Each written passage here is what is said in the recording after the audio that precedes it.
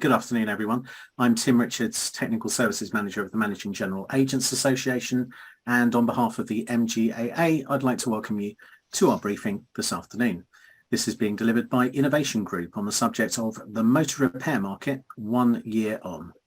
Before I introduce our presenters, I'd just like to run through a few housekeeping points. First of all, please ensure your microphone and camera are turned off. If you'd like to ask a question, feel free to use the chat button at the bottom of your screen. Time allowing, these will be asked and answered at the end of the event. If we run out of time, questions will be answered after the event. This presentation is accredited for CPD points if relevant to your ongoing professional development programme. This briefing is being recorded, and a link to the recording will be issued post-event together with our feedback survey. Please take the time to complete our survey, which will take no longer than 2 minutes. This allows us to deliver the best possible future events to our membership. So today's briefing is on the subject of the motor repair market 1 year on from Innovation Group. Let me introduce you to our presenters, Gary Groot, James Gatti, Kath Hume and David Cooper. Gary joined the business in 2019 and is Growth Director at Innovation Group.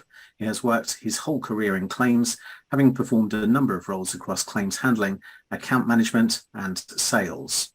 Gary has worked alongside some of the UK's largest motor and property MGAs and has detailed insight into what makes many of them so successful. James is the Motor Commercial Director and has worked in the accident repair industry for 29 years, creating and managing approved repairer networks, running operations and managing key accounts. He draws on this extensive experience in his current role to create business solutions, drive profitability and create value for the UK business and its extensive book of clients. Kath joined the Innovation Group in 2020 and is Operations Director for Motor. Kath has over 25 years insurance industry experience in all aspects of end-to-end claims management and a proven track record for transformational change, both operationally and across supply chains. She is a champion for mental health and supports this through being a well-being supporter for the Insurance Institute of Manchester. David is Head of Network and Engineering and has over 30 years experience in accident management, covering the insurance and fleet sectors. Rooted in engineering, developing into supply chain management and then head of function roles, supplemented by a period in a global category management role in the defence industry. I'm just going to quickly run through the learning objectives for today and then I'll recap them at the end. So at the end of this session, delegates will be able to describe the current motor repair market, including challenges and opportunities, outline information on claims cost inflation, including projections for this year, summarise the demands of the current customer journey and how that looks in 2023, and explain the challenges currently facing repairers and how our industry can support them. So without further ado, enjoy the briefing everyone, and over to you, Gary. Yeah, thanks Tim. Thanks for that very grand introduction. Good afternoon everyone. Looking forward to today, a very hot topic obviously around motor repair. We've been through a very unique and unprecedented 3 years in the repair market, and we're here today to talk about what's happened over the last 12 months, where we sit right now, and to try to get our panelists to play a bit of Mystic Meg with what they might expect to happen over the next 12 months as well. So I think probably the best place to start with this is to talk about claims cost inflation, which has obviously been a hot topic for all MGAs, motor MGAs over the last probably 2 or 3 years in particular. And going to come to you first on this, James. So what sort of levels of claims cost inflation have we at Innovation Group noted over the last 12 months? What sort of impact have we seen throughout our client base? In short, a lot. I think if you break it down into the core components of labour, parts and paint, painting of itself inflated by around 15% just last year.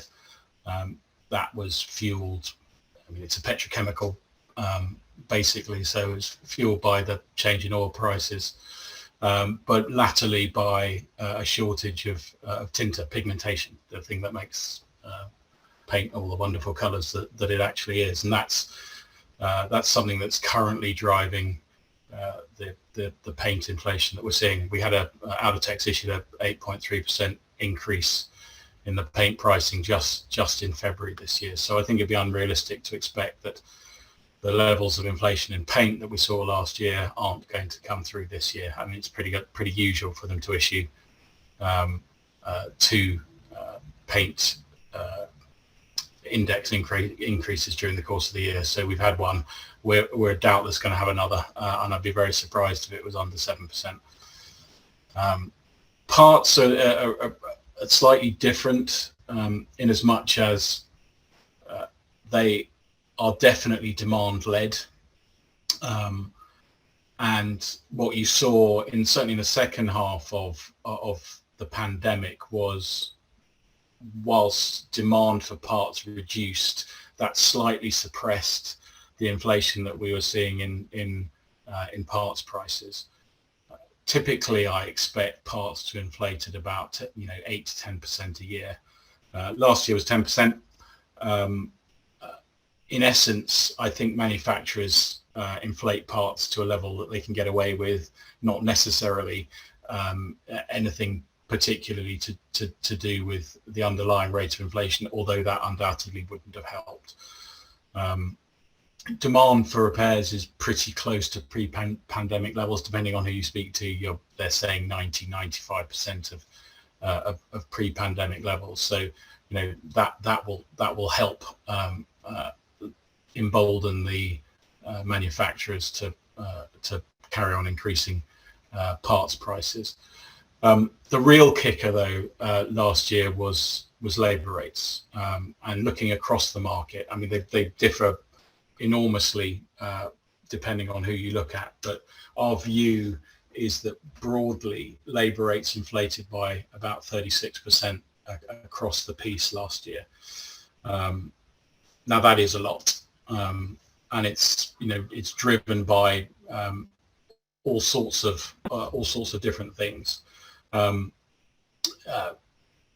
contraction of the repair market, followed by a period of consolidation. There are a number of consolidating entities that entered the market or have taken advantage of the market over the last couple of years.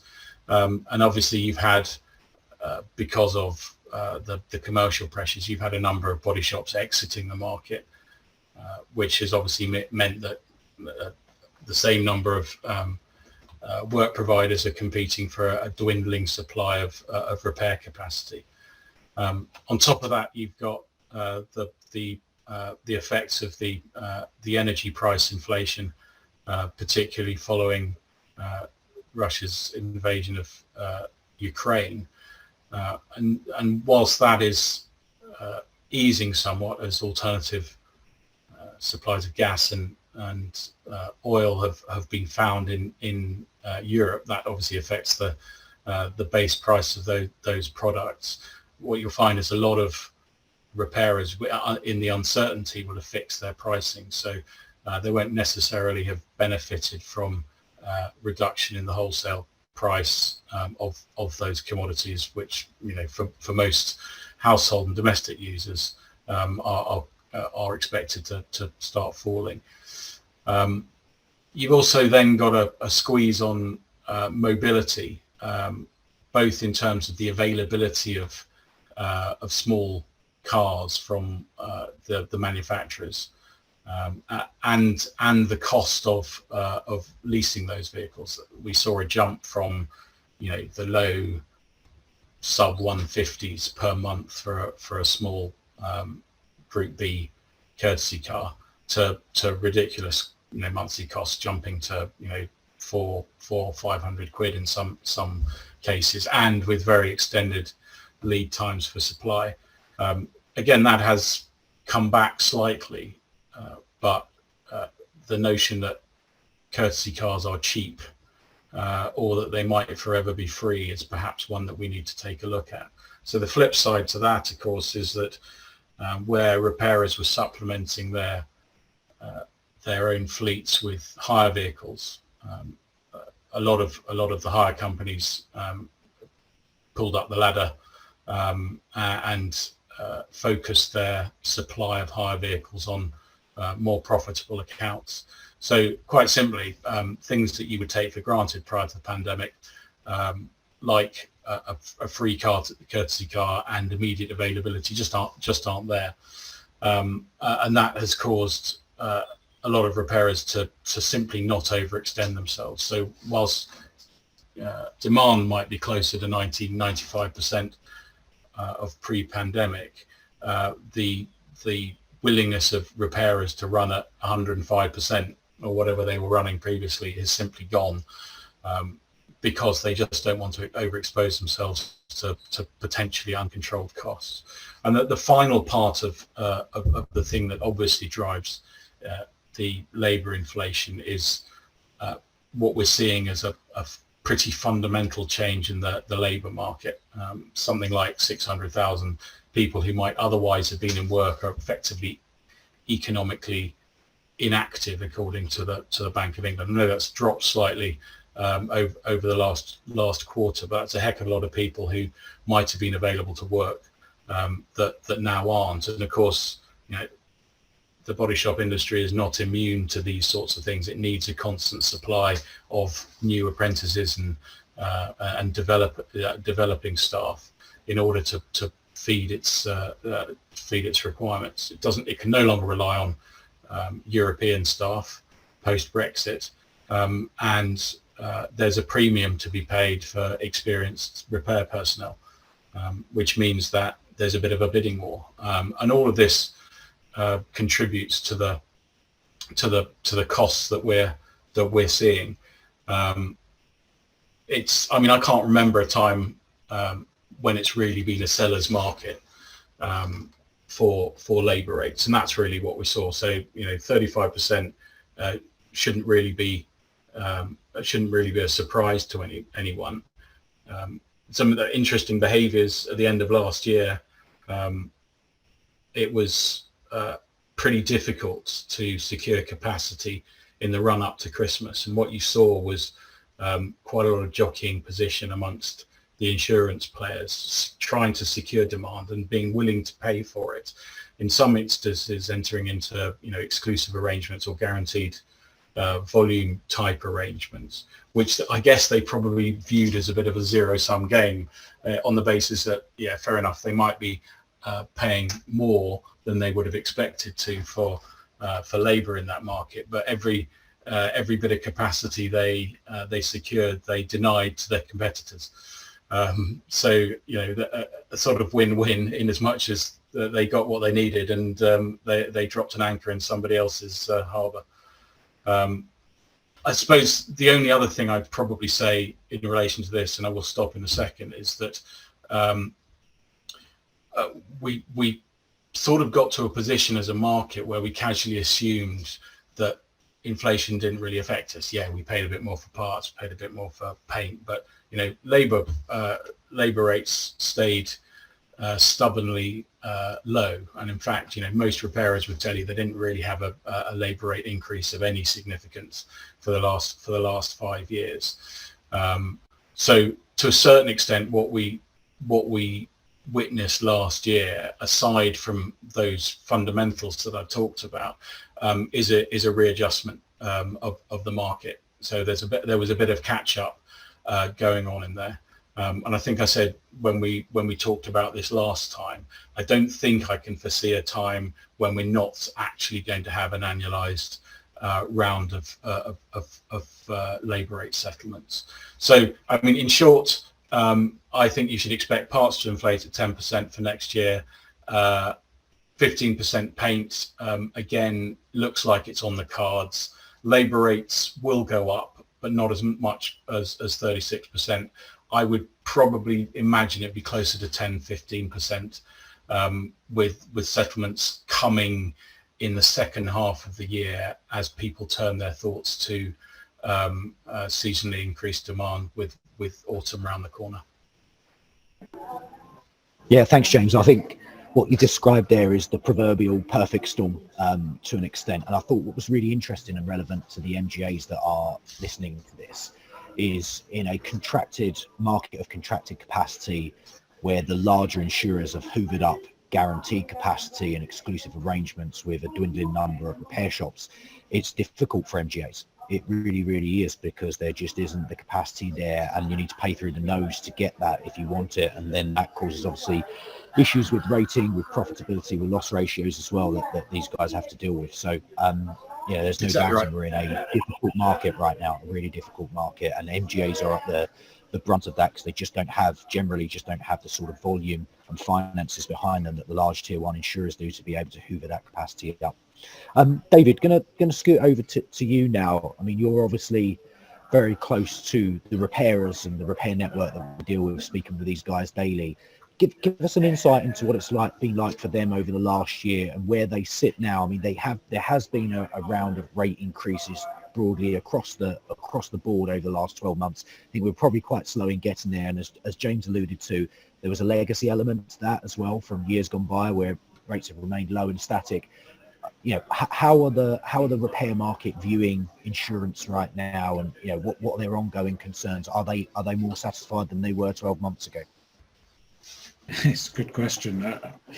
I think if I may, I'll just sort of recap something in James's very comprehensive response there, that it's not all bad news when it comes to those increased costs, because what I'm looking at, I obviously look at the repair costs, but I look at the engineered costs and what we see for work passing through our businesses, that the actual engineered costs, the authorized costs, don't reflect those same high levels of increase. So that's obviously where we're showing some effectiveness. The paint, that is very similar to your number, James, but in terms of parts and labour, we can have an impact on those. That's to the benefit of the client.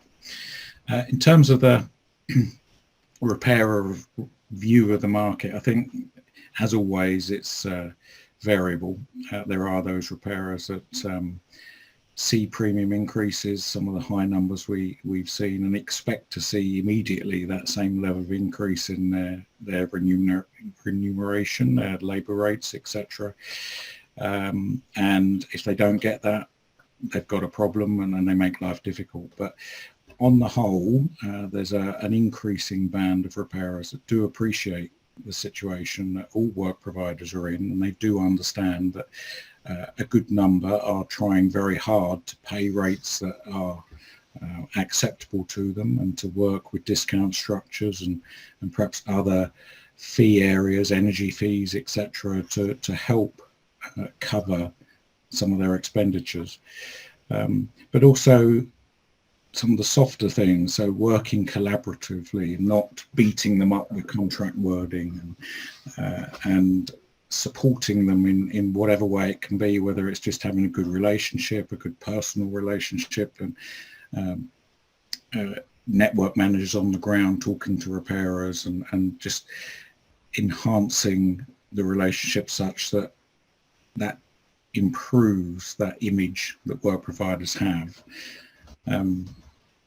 I think I say variable is the answer, but on the whole, I guess one of the other key elements is that those work providers that traditionally have been harder to work with from a repairer's perspective aren't being worked with anymore. So those repairers have had the luxury to say, well, actually, life with you is difficult, it's challenging, we're not going to work for you anymore. So they're left then with work providers that they're happy with, and therefore life is happier all round.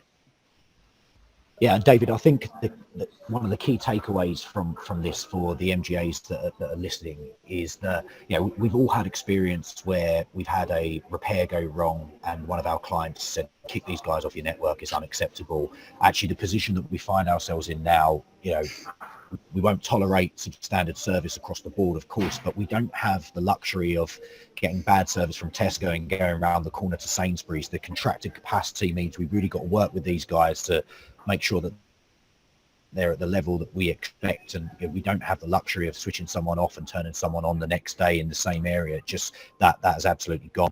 Kath, I'm going to come to you on a question that sort of bleeds out of that as well. So last few years, we've obviously seen some consolidation of repairers as well, with some of the large repair groups hoovering up some of the smaller providers. what risk does that pose to us as a work provider and to our clients within the MGA sector as well, where these guys have got such large volumes and capacity that, again, we don't necessarily have the whip hand in that relationship to an extent? And what dangers does that bring to us and our client base? I suppose the obvious one is less market to go to and less relationships that you can leverage. So as you said earlier, you can't really fall out with a big repairer group because you'll have big areas of the country that you just can't service because, we now see major groups, taking major areas. So where you would used to just move it to the next postcode, that's not always possible anymore, but I think it's what David said, it's around that ease of service and working together and listening to where there are challenges and issues and trying to resolve them as a partnership rather than banging your fist on the desk and waving a contract at somebody. But I think we've definitely seen a step change in terms of, the repairers are probably feeling they have the upper hand at the moment, which they, historically didn't have, and people could, I guess, treat them quite badly and arrogantly, and now they just won't put up with that and will part ways with you no matter what your rate is or what you're offering. Volume is no longer king, whereas it was a few years ago. Yeah, absolutely. Thanks for that, Kath. That's really useful. I wanted to skip on as well then to the customer journey, and Kath, I'll stay with you if that's okay. So obviously, the customer journey has been impacted over the last 12 months, a bit longer than that, but specifically the last 12 months. James referenced lack of courtesy car availability. We've also had, obviously, long parts delays as well, lack of capacity redeployments as a consequence of that. What's been your view of how the customer journey has changed over the last 12 months, and what can we do better as an industry? So we've got, some MGAs in the room today. What would we be imploring them to do? And what are the sort of discussions we've been having with our own clients about signposting customer journey and managing the expectations? I think historically you would just deploy a job and probably the next you'd hear is either you'd engineer it and authorise repairs, or if you've got self-auth it would flow through and you would only hear back when you got an invoice. And we're just in a different world now. The number of touch points of a claim has dramatically increased to help the customer through the journey. I think majority of people have invested in some sort of triage tool and imagery. And now people don't just have an approved repair network, they'll have multiple fulfillment solutions, because the key really is to get the claim down the right route the first time. We've had to review some of our automation because it just wasn't fit for purpose with the different touch points that are required, and some of the communication channels we've changed over the last 12 months. And the whole piece around proactive management. So how do you identify something that isn't going straight through the process and step in and help the customer, rather than the customer having to flag it to you and then you step in. So I think that's been certainly my key learning over the last 12 months, that we've had to adjust our processes and procedures because of the market conditions, and redeployments is a good example of that. A few years ago, repairers would bite your hand off for any job they could get. Now that they don't do that, they don't necessarily accept every job that you send, and you need to make sure that you're on top of that, because the customer is waiting for a booking in date at the end of the day. Yeah, I think. And go ahead, James. Sorry, I think Kath makes a really good point there in terms of the customer journey. And making sure that you get it right as much as possible in terms of the route that you want them to go down. I can't think of a worse place to shove a car than a car that's going to be a total loss than in a repair shop. He doesn't want it. It's guaranteed to take longer. Actually, if you can make a decision early use the emerging technologies to make that decision. You can cash out your customer the same day, job done. So it would be much better for everybody if we viewed work going into body shops as simply repair orders, and then configure our processes to ensure that they can get them through as quickly as possible. Most work providers will have found it pretty uncomfortable in the last 18 months, being on the hook for repairs, delivery delays, and goodness knows what, which are entirely outside of their control. And I think one of the other things that we will probably see, and I alluded to it earlier, is not only a focus on triage at the front end, but alternative fulfillment solutions at the back end. So if you know that you're going to struggle to get parts for a Honda CRV, why put it through in the first place? Let's look at some cash settlements. Is there an argument to say we should de-scope some of the freebie offerings? If we know that it's harder to supply courtesy cars, and a shortage of personnel makes it difficult to do collection and delivery, why offer it as an enticement? I mean, you could always go back and you could offer it as an add-on.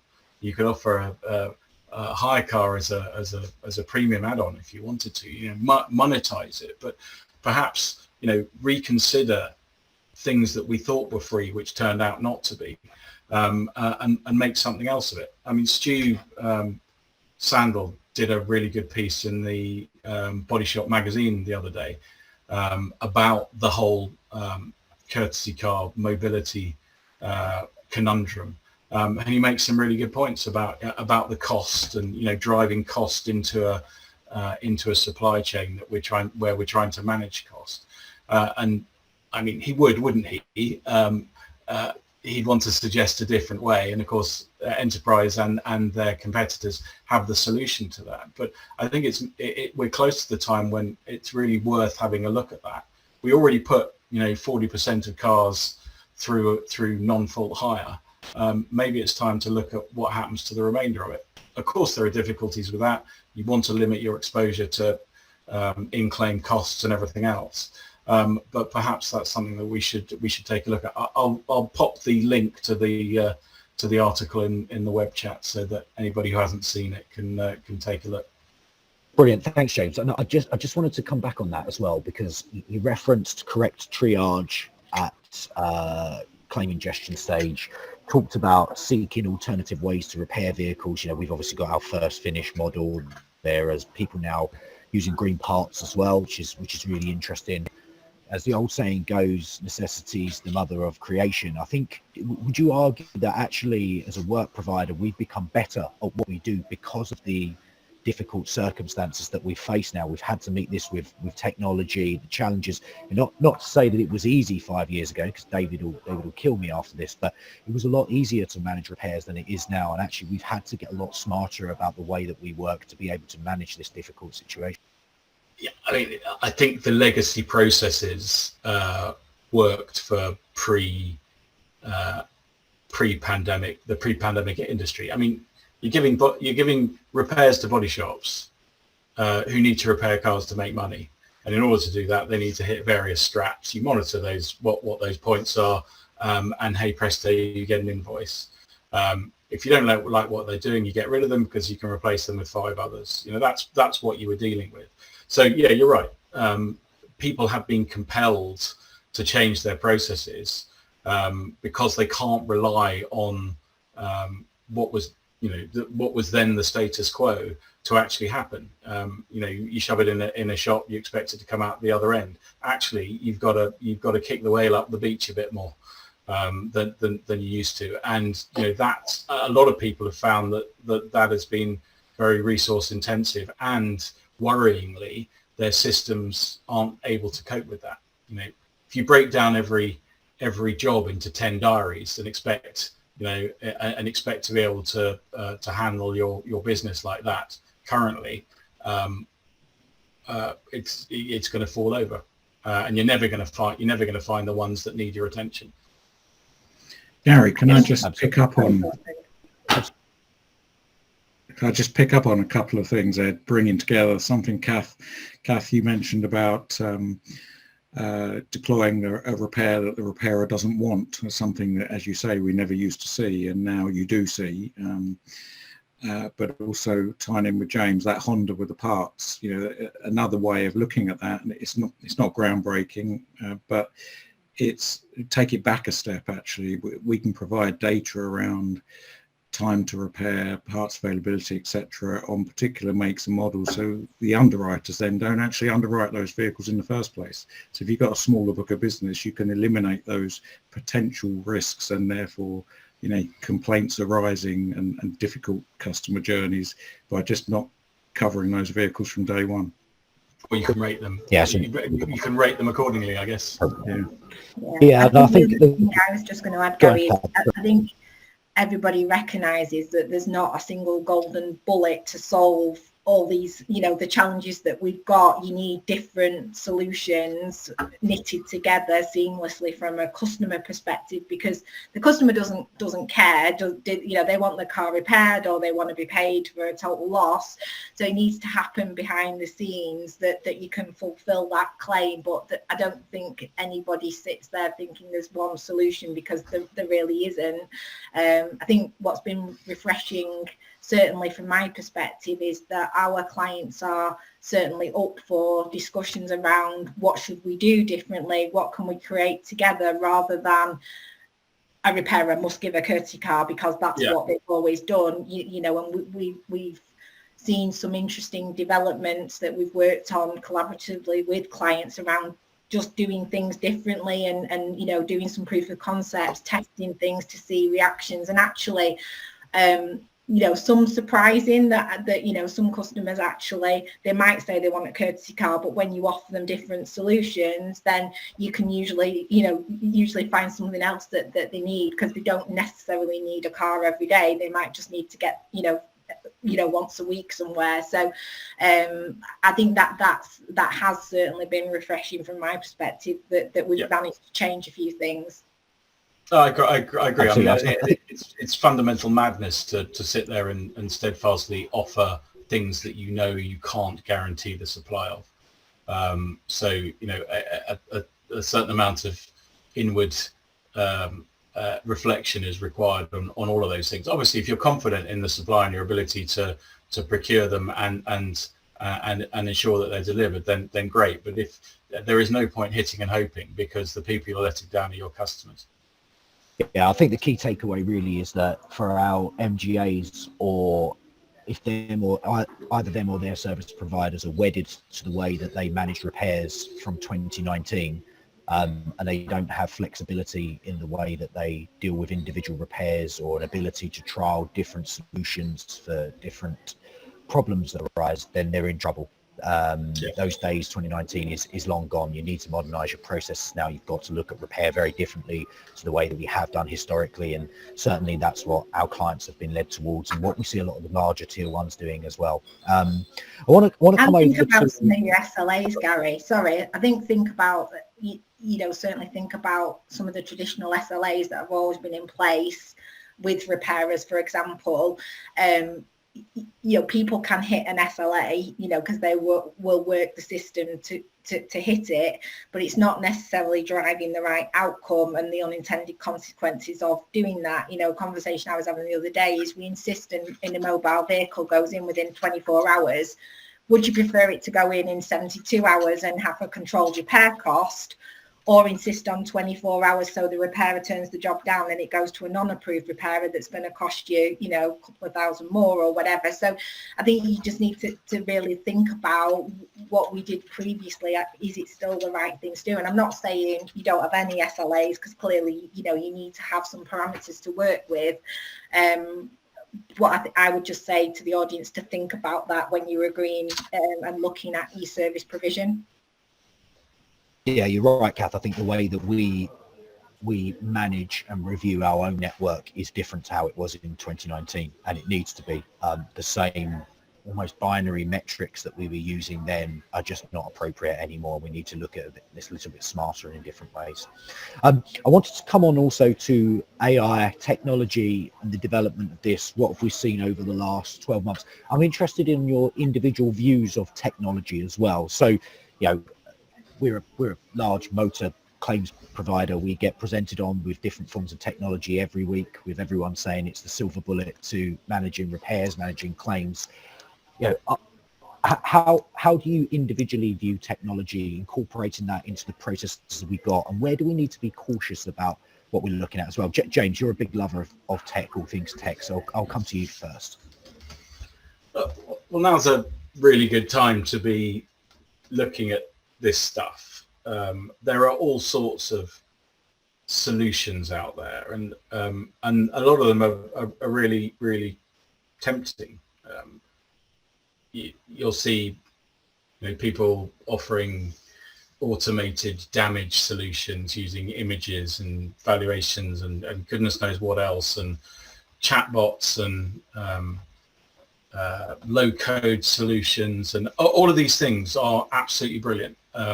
The difficulty you have when you look at them is you can't just deploy them on a standalone basis. You have to integrate them somehow into your overall offering. Otherwise, it will forever be, you know, a standalone thing. So, you know, how do you get that so that you get the data out of it, so that it integrates with your ethanol platform or your estimating platform, or your payment platform, your TP capture platform, whatever. So it's not like you can use these as standalone tools very, very often, and I think that's where a lot of them have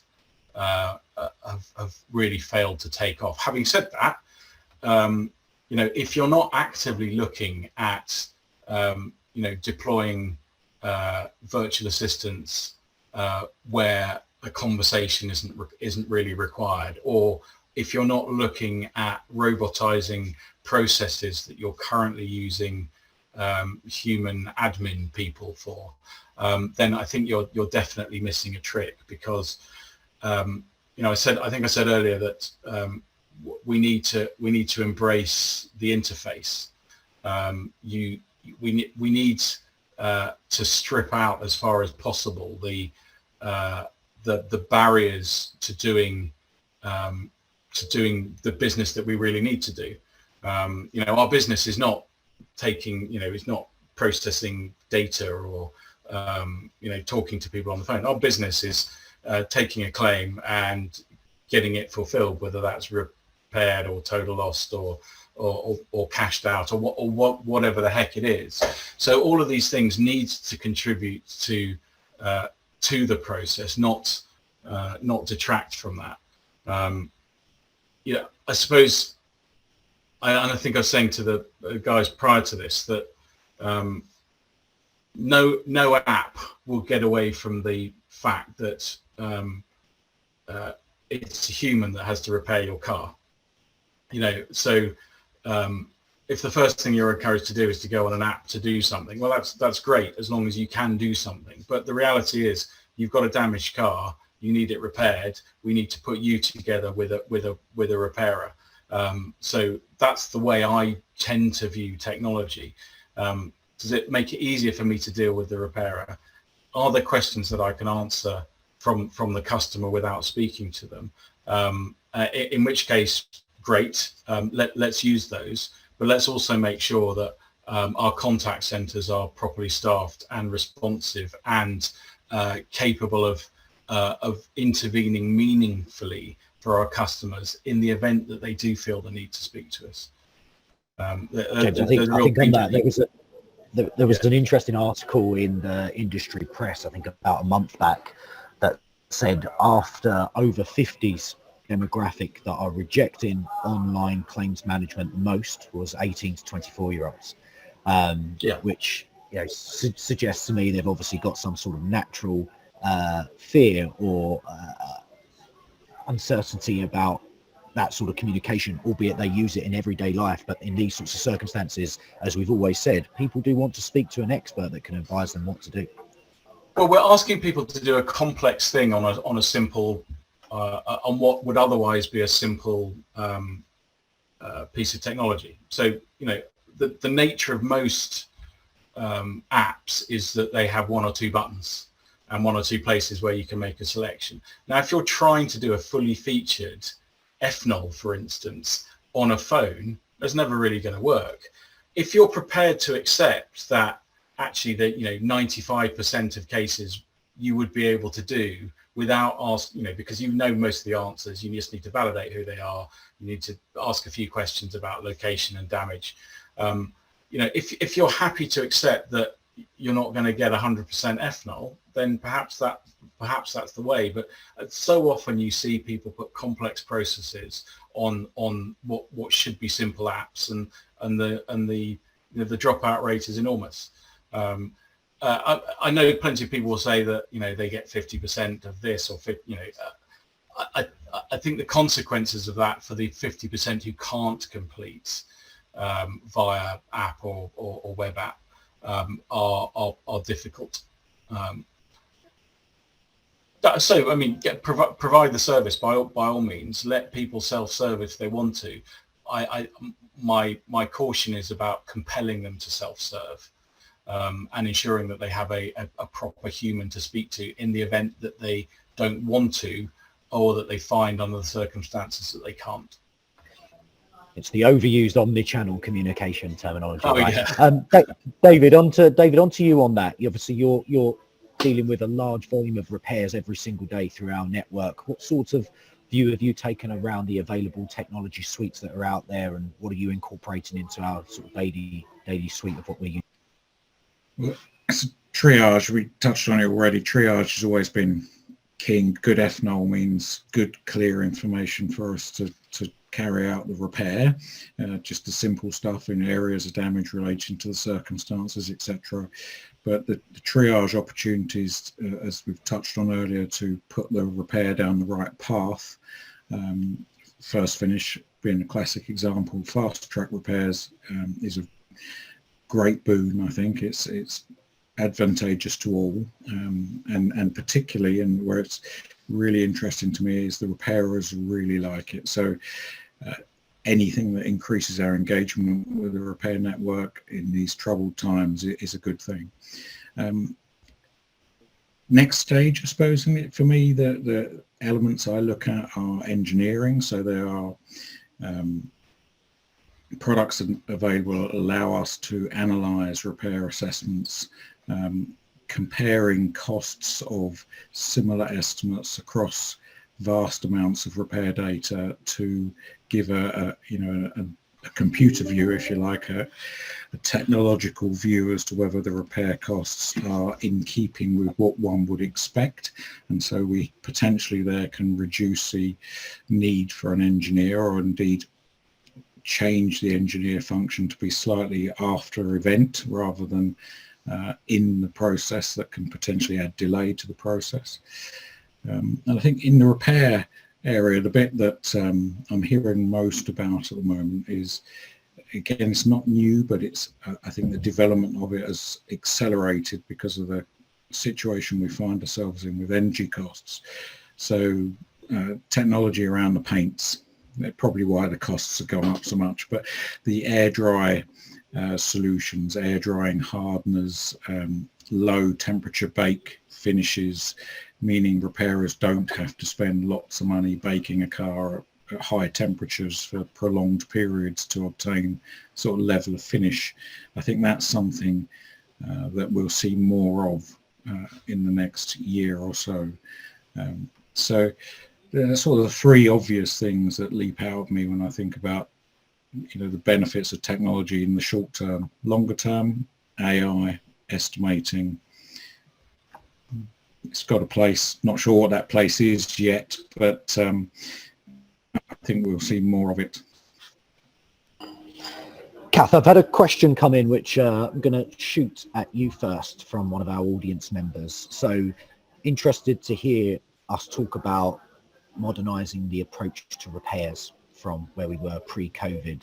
And they have asked, how should an MGA be managing their claims provider now? What should be important to the way that they're dealing with their repairs going forward? Kath is ex-supply chain at both Co-op and Direct Line Group, so she's got great experience in whipping suppliers into shape. So Kath, I mean, put yourself in that position. What would you be looking, how would you be looking to manage someone like Innovation Group if you were outsourcing your repairs to them right now?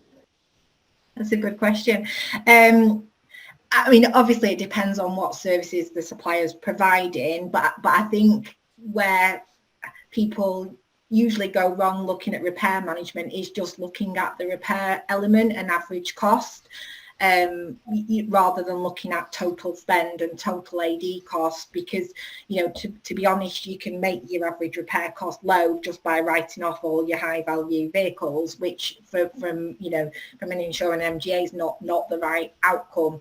I think we've already touched on it, but some flexibility and to work together on some initiatives collaboratively, and not just measure on conversion into a repairer, because that might not be the right solution. You know, as Gary James mentioned earlier, the right solution might actually be a cash settlement, to reduce cost, etc. So I think it's probably about not just putting someone on a performance improvement plan if the conversion, the approved repairer conversion drops a little. It's about understanding why and looking at how you work together to get the right outcome for that customer and for the client. James, David, anything to add on top of that? I mean, if you were put yourself at an MGA, how would you be looking to manage your repair suppliers?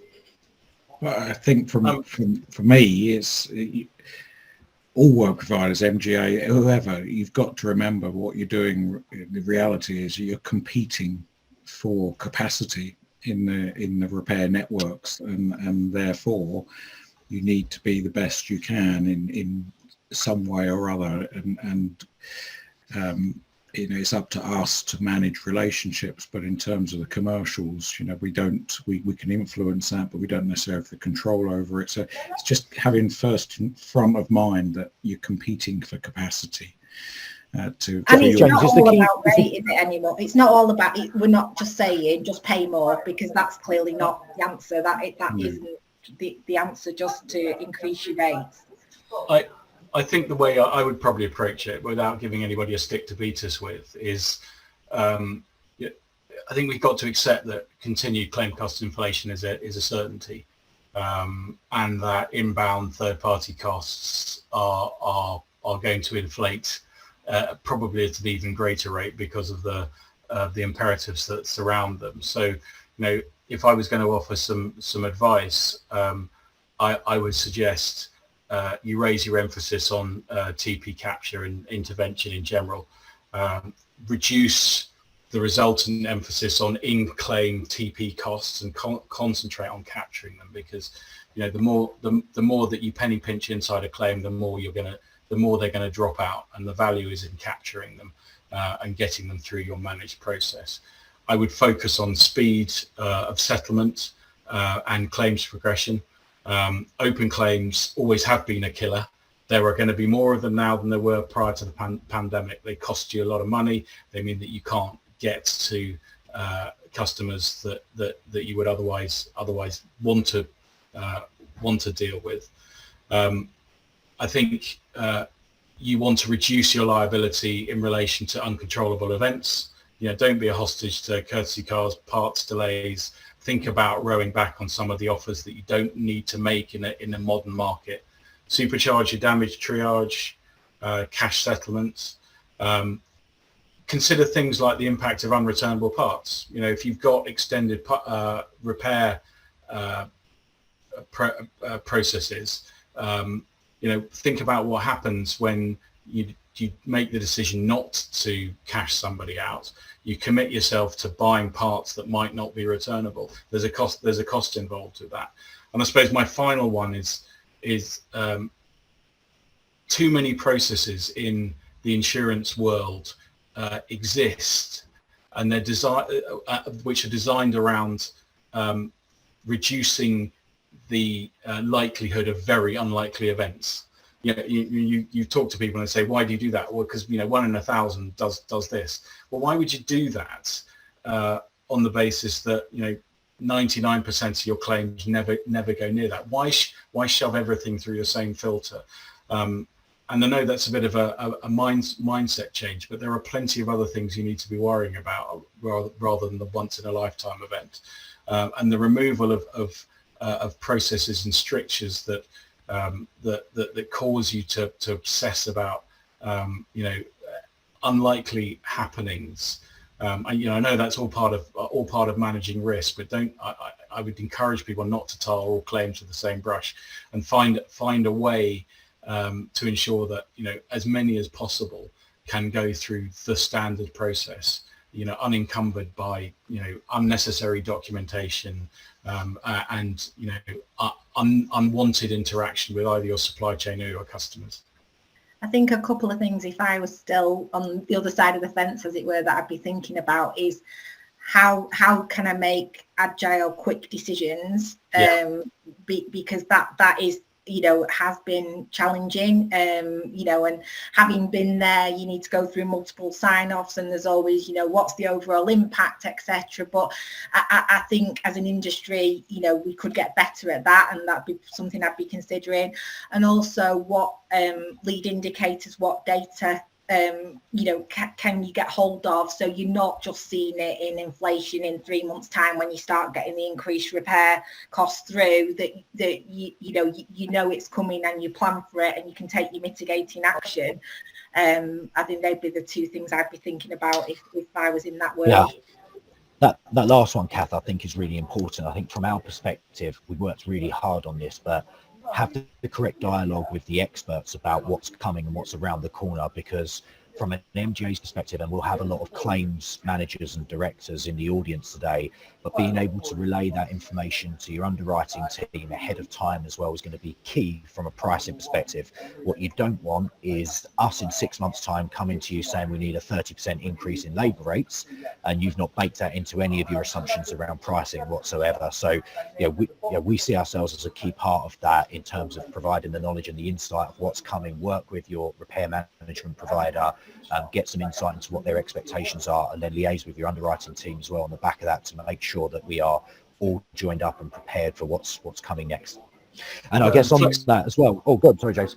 Sorry, I was going to say flexibility and the ability to make decisions quickly should be a feature, I think. I mean, it's certainly a feature of our relationships with our own MGA clients, but the preponderance of low and no code solutions that drive their policy and claims platforms should mean that they can make decisions and make changes to those platforms in a rapid and agile way, which somebody who's got a big heavy lifting old-fashioned claim system simply wouldn't be able to achieve.